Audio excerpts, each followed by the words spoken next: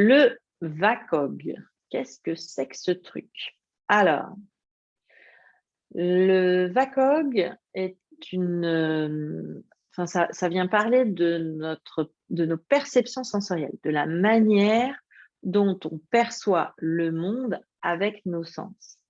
Donc, on a combien de sens? On en a 5, V, A, K, O, G, le VACOG.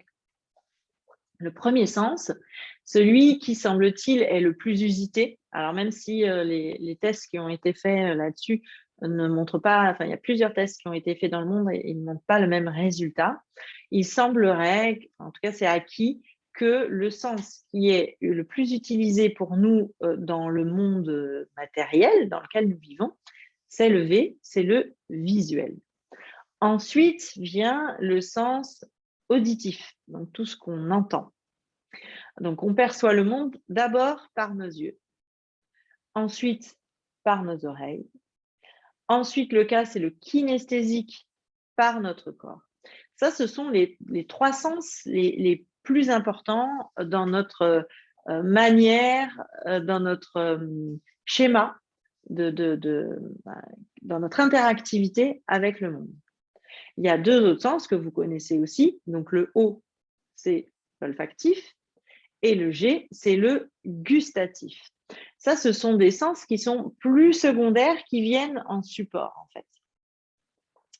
Ce qu'on sait aussi, c'est qu'on a un sens primaire et un sens secondaire. Enfin, on a un sens qui est très important et un sens qui vient renforcer celui-ci. On a vraiment 2 sens avec lesquels on travaille le plus. Là, vous voyez, par exemple, je suis en train de parler avec mes mains. Il y a quelqu'un qui fait de la programmation neurolinguistique. Je pense qu'il pourrait déjà se rendre compte que moi, je suis assez kinesthésique. Donc, le corps, ma relation au corps, mon corps est important dans la manière dont je perçois le monde. Mais celui-ci, en général, on est sur un pourcentage un peu plus faible. Souvent, les personnes sont visuelles, auditives, visuelles, kinesthésiques, ou auditives, visuelles, auditives, kinesthésiques. Voilà. En tout cas, ces 3 sens-là, ils viennent s'organiser pour percevoir le monde autour de nous. Ce que je vais quand même mettre en exergue, c'est que dans le kinesthésique, eh bien, c'est les ressentis physiques. J'ai mal là, je sens là. Mais surtout, ce qui est important dans le kinesthésique, c'est aussi ma manière de me voir, puisque là, je parle avec mes mains, là, on voit le côté un peu italien, mais c'est aussi nos émotions. Puisque nos émotions sont transmises par notre corps. C'est l'interface avec le monde extérieur, c'est notre interface corporelle avec le monde extérieur qui engendre en fait des émotions. Et donc, le kinesthésique, il parle obligatoirement aussi fortement d'émotionnel. Et c'est un sens qui a été un peu mis en sourdine dans notre société. Pourquoi ? Parce que quand on est enfant, qu'est-ce qu'on vous dit? C'est pas grave. Pourquoi tu pleures? Arrête de pleurer. Et puis, si jamais tu te mets en colère, on va te dire oui, tu vas te faire gronder parce que tu te mets en colère, que c'est pas bien vu d'être en colère.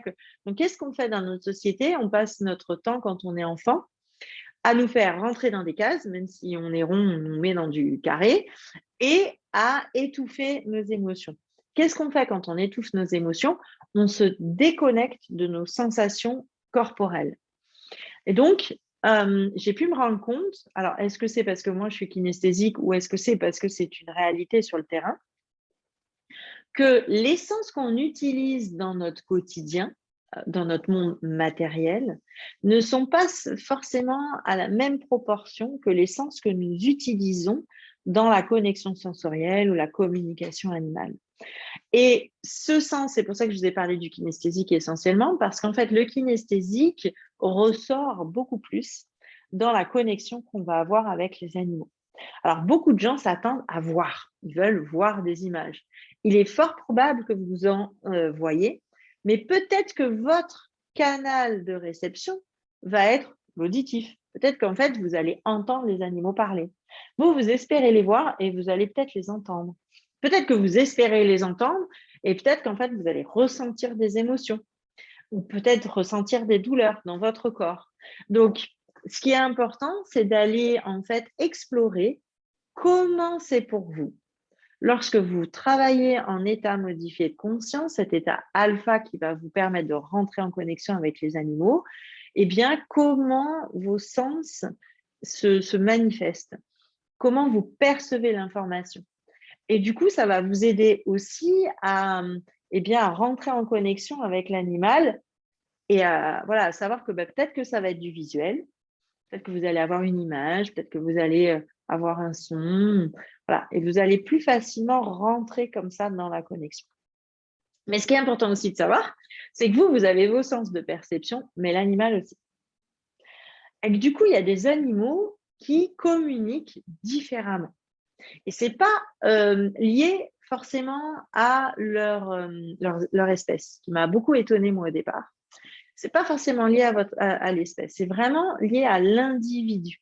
Et il y a des animaux qui vont beaucoup vous parler, il y a des animaux qui vont beaucoup vous envoyer des images, d'autres qui vont vous faire ressentir beaucoup dans le corps, etc. Ce qui fait que il y a besoin aussi de mettre en corrélation vos sens de perception et les sens de perception de l'animal. Donc, plus vous allez développer vos différents sens et plus vous allez pouvoir rentrer en connexion avec l'animal de manière fluide, quel qu'il soit.